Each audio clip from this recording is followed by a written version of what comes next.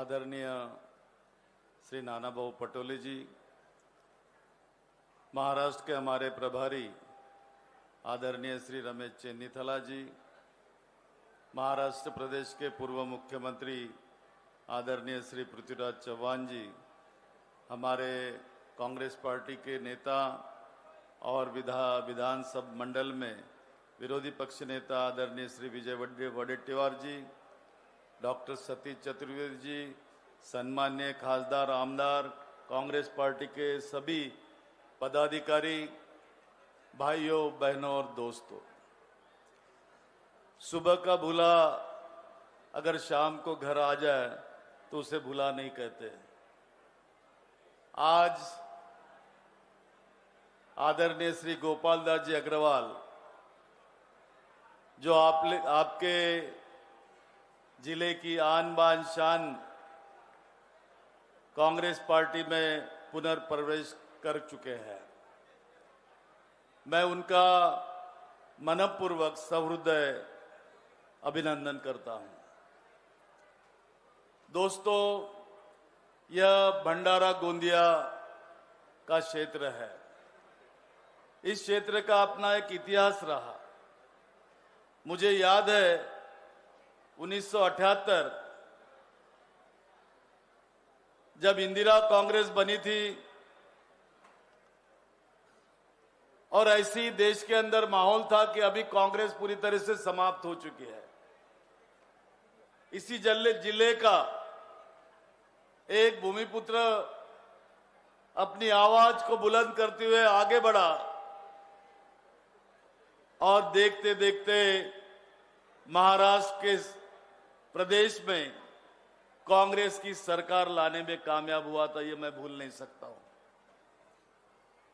वैसी ही परिस्थिति पुनः जब देश में आ चुकी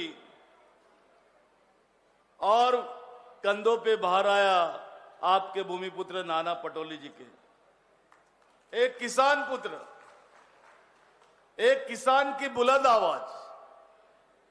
गोपाल जी ने कहा था कि आपने जो किया मैं भी करके देखा, लेकिन एक विचारधारा असते, ज्या विचारधारेवर संपूर्ण देशामध्ये अभिमान केला जातो। देशात जर विचारधारेवर विचार जर आपण केला तर 3 प्रकारच्या विचारधारा या देशामध्ये आहेत। एक विचारधारा ज्याला उजवी विचारधारा म्हटली जाते, ज्यांनी या देशाच्या संविधानाला विरोध केला होता, जी राष्ट्रीय स्वयंसेवक संघ आणि भाजपाची विचारधारा आहे। एक विचारधारा जी डावी विचारसरणी म्हटली जाते, ज्याला कम्युनिझम म्हटलं जातं। तर तिसरी जी सेंट्रिक विचारधारा आहे, ज्याला बुद्ध धम्मामध्ये मध्यम मार्ग म्हटला जातो, ती विचारधारा आहे भारतीय राज्यघटनेची, भारतीय संविधानाची, आणि तीच विचारधारा आहे काँग्रेस पक्षाची आणि राहुल गांधींची। हे विसरता कामा नये। आणि जेव्हा एखादा व्यक्ती हा भारतीय जनता पक्षामध्ये जातो तर त्या जनता पक्षामध्ये गेल्यानंतर त्याची सांगड कधी त्या पक्षासोबत होऊ शकत नाही, कारण ती विचारधाराच मुळात पडत नाही। त्या विचारधारेमध्ये सातत्याने भेदभाव असतो, मनुवाद असतो। भावाला भाऊ समजत नाही, बहिणीला बहीण समजत नाही, आईला आई समजत नाही, वडिलांना वडील समजत नाही, तर त्याची विभाजन करण्याची पद्धती राहते। आणि या सगळ्या विचारधारेचा विरोध सातत्याने या लोकसभेच्या निवडणुकीमध्ये आमचे नेते राहुल गांधी करत आले। आणि एक आवाज या देशामध्ये बुलंद झाला, तो जनतेचा आवाज, तो भारताचा आवाज, तो आवाज होता राहुल गांधीचा, दुसऱ्या कुणाचा नव्हता। भारत जोडोच्या माध्यमातून, भारत जोडो न्याय यात्रेच्या माध्यमातून त्यांनी अख्खा देश दौडून काढलेला आहे। आणि या देशातले जे प्रश्न आहेत, जी भारतीय राज्यघटना या देशाला परमपूज्य डॉक्टर बाबा बाबासाहेब आंबेडकरांनी दिली, ज्यामध्ये स्वातंत्र्य, समता आणि बंधुत्व या त्रयीवर चालण्याचं काम काँग्रेस पक्षानं गेल्या अनेक वर्षात केलं, त्याला कुठंतरी छेद देण्याचं काम या भारतीय जनता पक्षाने या 10 वर्षामध्ये केलेलं आहे. काय केलं? दलिताला दलित समजले नाही, आदिवासीला आदिवासी समजले नाही, बहुजनाला बहुजन समजले नाही, तर त्यांचा सर्वनाश कसा करता येईल? आमच्या मुस्लिम बांधवांना सुद्धा यांनी सोडलं नाही. आणि त्यामुळं कुठंतरी चुकल्यासारखं गोपाल भाऊंना झालं असेल तर यात काही वावग नाही. कुणी म्हटलेलं आहे, वो लूट रहे हैं सपनों को. जब वे बीजेपी में गए उनको महसूस हुआ, उनकी आत्मा से आवाज आई और उनकी आत्मा ने कहा, वो लूट रहे हैं सपनों को, मैं चैन से कैसे सो जाऊं. वो लूट रहे थे सपनों को, मैं चैन से कैसे सो जाऊं. वो बेच रहे हैं भारत को, खामोश कैसे मैं हो जाऊं. इसलिए आज हमारे गोपाल भैया का यह पुनरागम हुआ है. आप ये मत समझिए कि हम कुछ नहीं कर सकते. हमें तो एक ही व्यक्ति था भंडारा गोंदिया का, लोकसभा के पहले अध्यक्ष बना, अपना करिश्मा दिखाया और उनके साथ कंधे से कंधा लगाने वाले रमेश चेन्नीथला जी केरला से महाराष्ट्र में आए.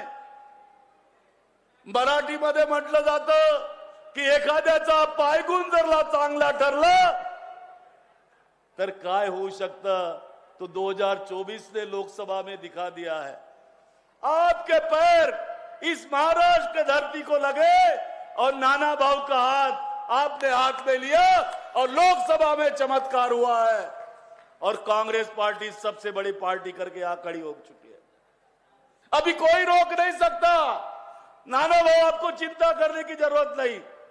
आप भंडारा गोंदिया नहीं भी आए, गोपाल दास जी सक्षम है, आपके जोड़ी में वो आ चुके हैं.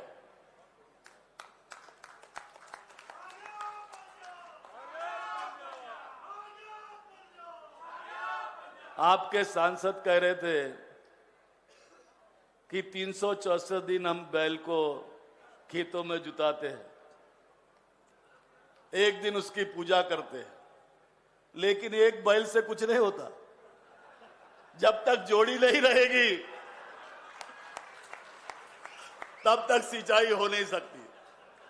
और आज जोड़ी बन चुकी है.